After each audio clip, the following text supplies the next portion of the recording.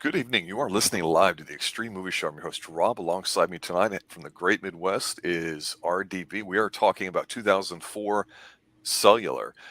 And the question I posed, RDV, as we were posting the video was simply this. How much fun can a movie have that's based around the cell phone? And the answer is, of course, this movie, because it is the gold standard for dumb, airheaded, sexy, G-rated fun with a lot of action and pacing in it too. This is a pretty wild ride, and I'm not going Yep. to say it's too deep or whatever, but it's a hell of a lot more fun than it should be. It's like the ultimate summer movie that you want to go see and enjoy, and probably know everything that's going to happen, but you don't care because it's fun to watch it unravel. Plus, I think it's a little bit of a comedy in a sense that it makes fun of certain situations.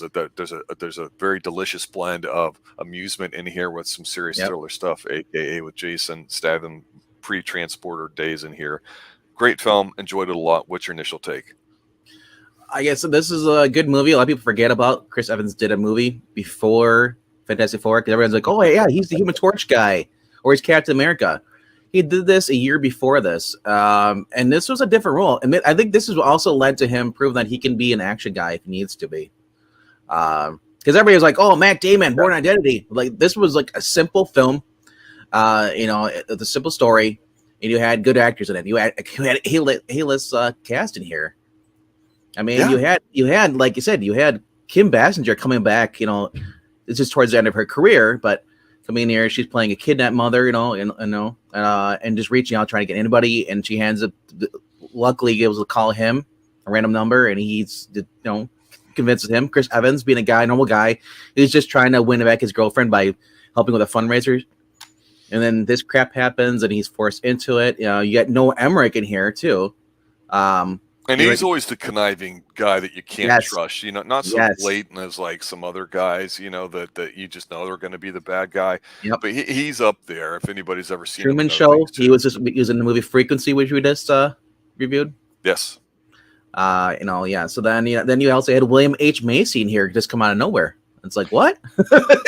I almost titled this William H. Macy's mustache for the movie, but I don't think anybody would have got the reference because I couldn't stop staring at it all the way through. And it's these little quirks with this movie that just kind of stand out because William Macy is a fine actor, and he's one that, like we've talked about before, when you have somebody like that, that's a great not main character per se, but like on the B level there that shows up, it really can help elevate a film. Because Kim, she's a cougar, and what are the odds that she's gonna have a rando call with a hot bod like Mr. America? Because I tell you, he's a good looking guy. He's not too annoying or whatever. And I don't really follow Chris Evans.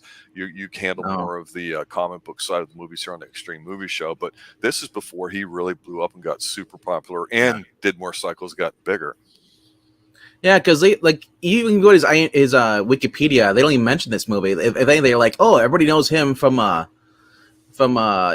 movies Opposite Sex 2000 TV series, and then there was not another teen movie. Like I don't think anyone today remembers not another teen movie. No, and they could care less about it. Really, I think because we've been pounded with so much superhero stuff. If you remember any actor, he's probably been in a superhero movie. That's where you know him from. That's sadly what's coming out of the cinema. But aside from that, though, like I said, it's so different to see him so scrawny versus so jacked up in these Marvel movies. Same when you go to watch him in play Human Torch. It's insane. It's like, is that the same guy? Because it doesn't. Totally different personality, different look, everything. But like I said, I love the fact that you had this is pre-transporter, so you're seeing Jason Statham. You've only seen him in Lock, Stock, and Smoking Barrels. Mm-hmm. And I think Snatch was the other one. Yeah, some early stuff. He was a diver, so he's had a natural physique. Jason. Let me say this about Jason. He's a handsome fellow. He's not the biggest guy in the world. He's got a nice physique. But you and I have talked about it, and I think you bring up Chris Evans. This is an interesting contrast here. Is that you get somebody like Jason that knows how to use his body. He's been involved with that his entire career. He's kind of like a throwback to some of the older physical type actors that we've mentioned before. Whether it's Charles Bronson. I'm not going to say Lee Marvin necessarily, but those kind of throwback ones there too that come to mind. And he looks like when he's handling a gun, he knows what he's doing. We know that he has that straight delivery, so he in later movies he'll ham it up a little bit, even though he has that great stone cold delivery. But then somebody like Chris Evans, who's a good looking, all American boy looking next door, it's hard to find a guy kind of almost that flawlessly, decent looking, that's not too annoying to look at, or his teeth aren't too shiny or something.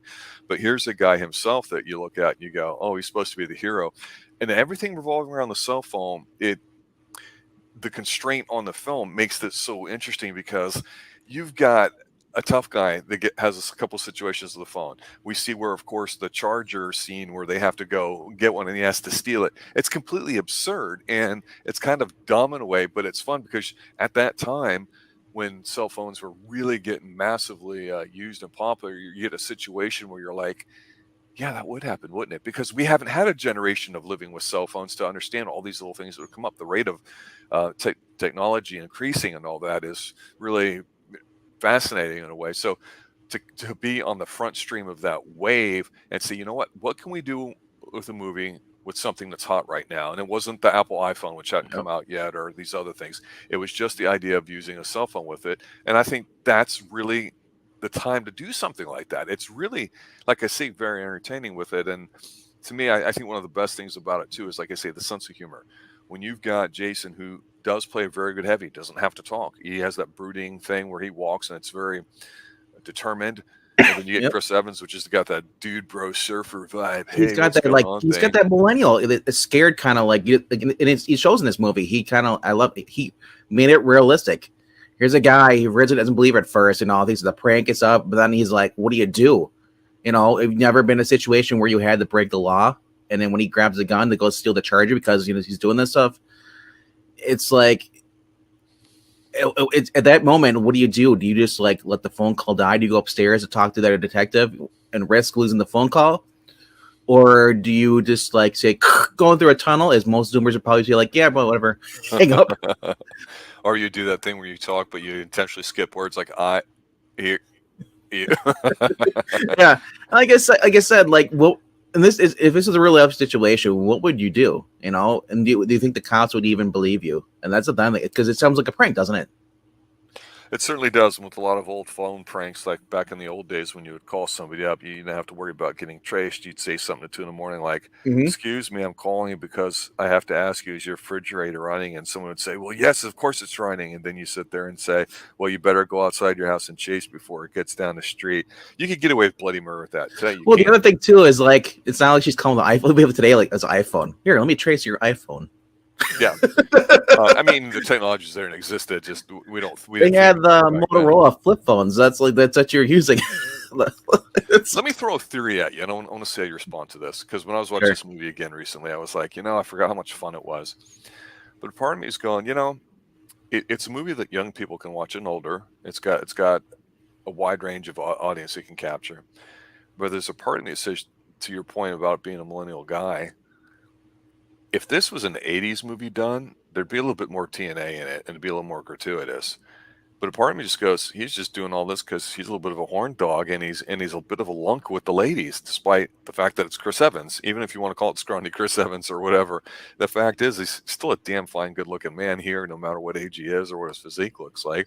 And you go, my God, you're on Santa Monica Pier and all these women are kind of like, you ain't got nothing. He's trying to impress them. I mean, it's totally a beta move here and all that, but and here's the thing that's funny too, kind of to throw on this theory a little bit about being a horn dog movie, is at the end, you get the fight scene because the husband's useless in here, and that's funny too, and typical. Well, you get Macy fighting with Jason Statham while Chris Evans just sits there watch like a loser. The husband is actually a General Hospital guy. Most people don't know that. That's Richard Burgi. He's from General Hospital back in the day. He played Paul Hornsby. That's right, Eric Brady, if you're listening. I know you're a General Hospital fan, so you probably know who this guy is. Once you see him. Paul. Hornsby. Eric. Yeah. He's also, yeah. So, I said, like, the William H. Macy, whenever he gets a chance to prove that he can, like, get into scrap stuff, I always said that I would have had him like as James Gordon, like that, like a cop or detective, because he's got that, the average Joe, kind of looking face. He's not a hero, but he's also not a quitter. Instead he blew up with fame doing the show Shameless. You know, Mhm. I mean, I think that's when most people, when they think of William H Macy, they don't think of like, what was it? What was the movie with Ben Stiller, where the superheroes? They don't think of that. They think of Shameless. Sadly, most people don't go back and watch older stuff. They associate, oh, I heard this, like, this person's in there. Okay, that's where they're from. I'm guilty of that too. I've seen people like, oh, that person's in that movie, and you're like, no, they've been in like many movies before this, back in the 60s and 70s. Well, I think that with this movie, you talk about that they've got some older actors. Cooler, yeah. That's a nice way to not say, oh, it's a shining debut of Chris Evans, because you don't know if he's going to be big at that time or whatever. No, to have a nice blend of that to capture some of your older audience. Like I said, I never expected him to ever be like a Captain America. I never expected to do all these comic book movies. I mean, they came out with X-Men, and then they had the Spider-Man. But is where it starts to me. Yeah, and ends. Well, no, but for you, yes. That's what I said. No, but like I said, like, I never expected like the superhero movies to take off, because they've tried to, and they kind of like fizzled out. Then, like I said, Chris Evans in this is like, he didn't come off as an action star. That's what I liked about this movie. It wasn't really. He came off, like I said, like William H Macy kind of character, younger version like that. He always plays like a guy trying to do the right thing, and he may not be successful.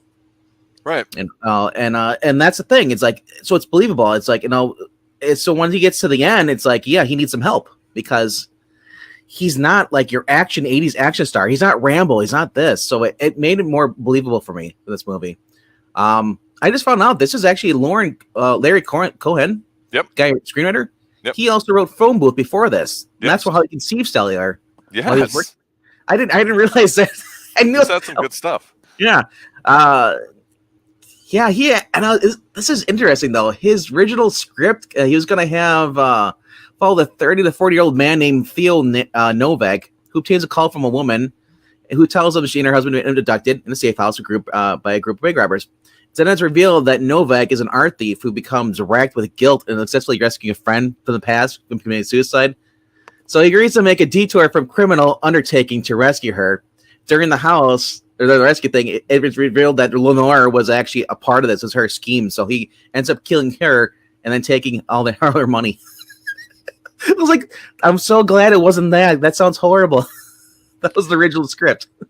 Yeah, and it's amazing too, because when you talk about like actors and their profiles and stuff, there's a scene in here. This is one of my favorite scenes in the movie, because it just, sometimes when you have a movie like this and you have one person come in and just do one quick little scene or whatever, it's real refreshing. There's a scene where someone needs a car and they stop it, and there's this dude in a Porsche. And he's so annoying. He comes out and he's like, hey, this is my Porsche. And he's just so, you just want to punch him and rip his head off. This is a guy that I saw in one of the Hostel movies, and he's done a lot of B-level crap like that, but he plays like that same annoying kind of guy. And he comes in, he does the one scene, you're annoyed with him, he does such a perfect job at it. And he's been in other stuff, and I have no idea what the hell his name is, but I'm like, oh, it's that Porsche guy from Cellular, the annoying dude in Hostel or whatever. And I'm like, man, this is funny, because it's hard to be nonstop action without some humor or something to change it up. And to me, this movie reminds me a lot of, like we mentioned before, Phone Booth, but also another movie that Jason was in called Crank, where it's just purely over the top nonsense and a dumb idea, but actually a lot of fun. And I appreciate that. It was speed on speed, technically. And Cellular, if you haven't seen it, it's better than it deserves to be. It's more fun than you think it's going to be. It's well done. It is rewatchable. It's not when you go, man, I'm just jonesing to see Cellular, but when you're on, you got nothing better to watch and you haven't seen some action in a while, you're like, oh, this will definitely be like it's like the girlfriend that you call back sometime later, because she's a good thing, I guess, if you want to say it that way. The guy who wrote this admitted that when he was coming up with these scripts, he's a big fan of movies like action in comedies like Indiana Jones. Yep. So he kind of wanted to do something in the similar to that. That's why you get a little humor in this, but you also get like suspense too, and action. So I mean, that's another contributing factor to this film. But you're talking about people who just like nobody actors. I guess not really nobody actors, but Eric Christian Olsen is one of those guys who pops in a movie. You have no idea where you've seen him for, but you've seen him so many times. He's in here. I think he plays like the one of the bad guys of the Friends. He plays Chad. He's a Chad in this film. He's a Chad. Literally. Oh no! He's been in like NCIS, Los Angeles. Mm-hmm. And then he was, he's been there for forever. He played Marty Deeks or something like that in there. But like, yeah, this guy just pops up everywhere. He was also in another teen movie too, as well. So when you see him, if you look up this guy up, Eric Christian Olsen, you're like, oh my gosh, that guy's like in every '90s movie. Yeah. Oh yeah. Dumber and Dumber. When Harry met Lloyd, he played Lloyd. It's talking about Beer Fest. Oh my goodness, I'd forgotten about that one. Oh man. Wow. Yeah. Like I said, like there's this. It's just funny when you see these actors pop up, and it's like, oh my gosh, I've seen that guy before, but you don't know where. And you realize it's like 90% of the films you probably watched, if you watch any comedy films, that guy's in it. But he's not the big star. He's just a side character. Well, comparing it to what I think right now currently is the best action franchise, and that's Mission Impossible. Mission Impossible type strong, of movie that you go, I really respect what they're doing and how high they're trying to raise the bar and do things, not just with stunts, but with the shots and everything else. It's breathtaking, really. I don't. It's very rare that you can have an action franchise, I think, so new. I think it's an anomaly that it stands out. If I compared Cellular to it, I'm not going to sit there and say Cellular is way down on the list because it's a different type of action film. It's not meant to be viewed, I think, as majestically as something like a Mission Impossible, but it serves a purpose where it's at because Mission Impossible to me is not light watching. It's very intense. To me, you feel like you've been on a thrill ride, and by the time you're done watching it, you're a bit exhausted. A movie like this, like I say, is a little bit fun. And it's like going out for fast food, having a good time, coming home and enjoying it. I wish there was a few more movies that are out there like this that don't just say, okay, we're just going to have a car chase and a blow up. The fact that it has a clever idea at the beginning, they stay faithful to it. And to compare it to another franchise that started off like this, but kind of veered in other directions, is also Jason Statham. That's The Transporter, where originally there were 3 rules that he must follow. And if he'd kept following those 3 rules, I think it could have been a lot more interesting film. I love The Transporter. The first one I love the most. Second one, Third Third one was like, all right, the chick's hot. Yeah, and that's the thing too. So Cellular is a type of movie that they could reboot today, as long as they knew how to keep the spirit of the movie. Because without It's that, been we couldn't rebooted. do it. It's been rebooted several times. It was rebooted for Bollywood, and the ironic thing is they named it Speed in Bollywood. And then it was then over in Malaysia, they called it Hello, and it draws the same plot from Cellular. Hong Kong retitled it called Connected, and just changed everything, more things around it. Then there was a Tollywood remake in 2009 entitled Risk. Mm-hmm. Like there's so many like little foreign knockoffs of it. And I was like, and I never knew there were so many knockoff movies when movies come out until I subscribed to Netflix, and also or even back forward. I'd go to Blockbuster. Oh, what's this? They got like this movie's coming out, and also it's like Transformers. I was like, that's not Transformers. Somebody always has to make the B movie of every A-list movie. It just blows my mind. Yeah. And I guess they make money because they're still making movies. Oh, exactly, and that's the whole thing too. And overseas is where they can make a lot. And well, I'm not even just saying China here, but back then they're not even foreign movies. And here, there's actually American companies that are making movies and stealing the plots and just changing the team. Sometimes they have the same name and they just change the subtitle. It's business, bro. A potato chip is a potato. I know. Chip. Okay, we can argue that till we're blue in the face, but that's no. There's only one potato chip. The rest are fake. All I was going to say is, despite all the other knockoff movies and whatever beautiful woman they have in it, this one has Jessica Biel as kind of the bitchy ex or whatever. And you know what? She should do more bitchy roles because she's good at it. I did like Valerie Cruz in this. Yeah. And like I say, we didn't really do a deep dive until like every particular scene or a lot of the actors or actresses. Yeah. It's one of those movies where, like I say, if you watch it, you'll recognize a lot of people, especially if you've watch a lot of movies and you realize, wow, this movie's almost 20 years old, but it's still fun. It doesn't seem so dated, other than the fact that the phones are old. And back then, if you had a phone, you might remember what it was like to go to a place. And now, of course, you can go anywhere and get anything related to a cell phone for the most part, unless it's say an iPhone. Yep. But tremendous, loved it, enjoyed it. Great movie, a lot of fun. Go watch it if you just want to smile and laugh a little bit too. Final thoughts for you, RDV? Final thoughts, and if you're gonna watch this movie, you got to watch Phone Booth, and then also go watch the Jason Bourne movies, because I love high suspense chase movies like this. They're fun.